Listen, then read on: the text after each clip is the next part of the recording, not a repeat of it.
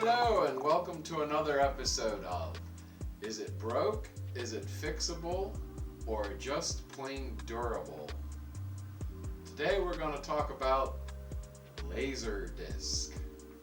You might be saying, what in tarnation is a LaserDisc?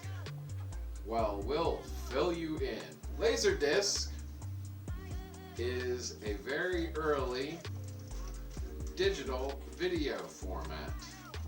Some people might mistake it for an LP because the size is the same. But if you look at the actual disc, you will see that it doesn't look anything like an LP. They're black with a very small hole. Hello there. And these are silver and shiny with a larger hole. So the history of the LaserDisc actually goes back much further than 1978. The earliest disc to contain recorded images appeared in 1928 with the Scottish inventor John Logie Baird, who developed the phonodisc. The phonodisc, it had used a 30-line television signal when it was recorded.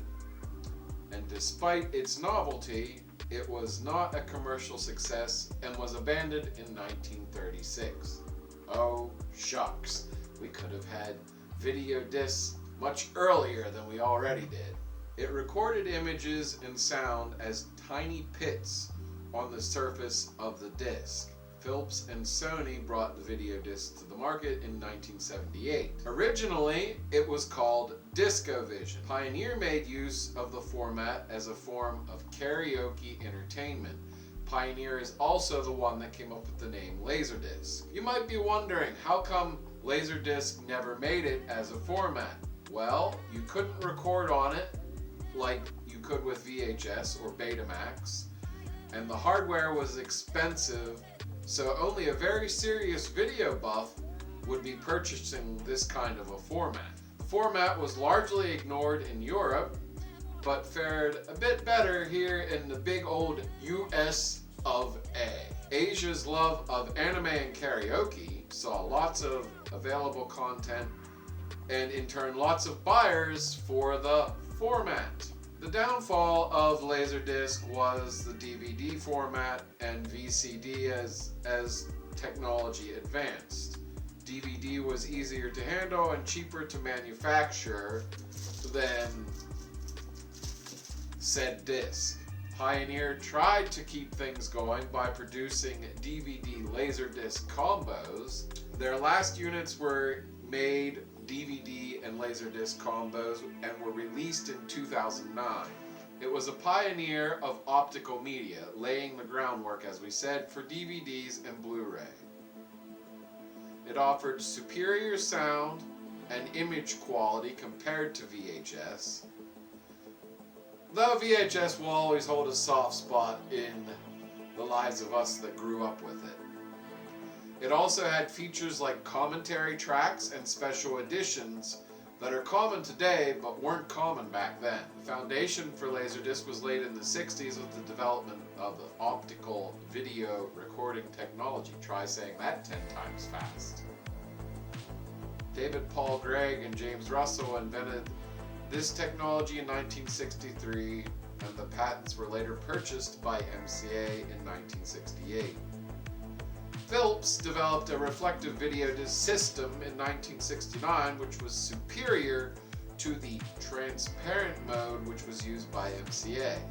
So you can see where this is going. MCA and Philips collaborated, demonstrating the video disc publicly in 1972. The first consumer player, the Magnavox VH8000, which, unlike these two models, you actually loaded it from the top by lifting the lid up, was released in 1978 for a whopping $749. LaserDisc saw its most market penetration in Japan. Well, Gee, I wonder why. The first US title released in 1978 was the mega hit blockbuster Steven Spielberg's Jaws. The picture and sound improvement was immediately apparent when compared to videotape formats common at the time. NTSC discs, which is the format we use here in the USA, could also carry multiple soundtracks, which means you could have the regular soundtrack, and you could also have another soundtrack which was playing the commentary, which explains why we have an audio out 1 and an audio out 2. The early to mid 90s were probably the golden age of this format.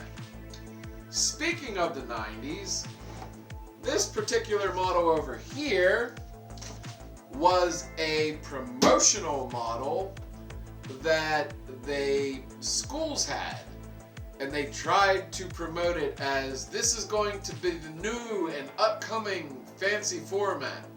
Well, we see where that fell. So this is more of an industrial model player, and look at the size of the remote on this thing and how thick it is. My, how things have changed. It's very light though.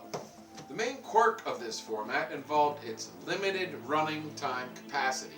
Gee, where have we run into this before?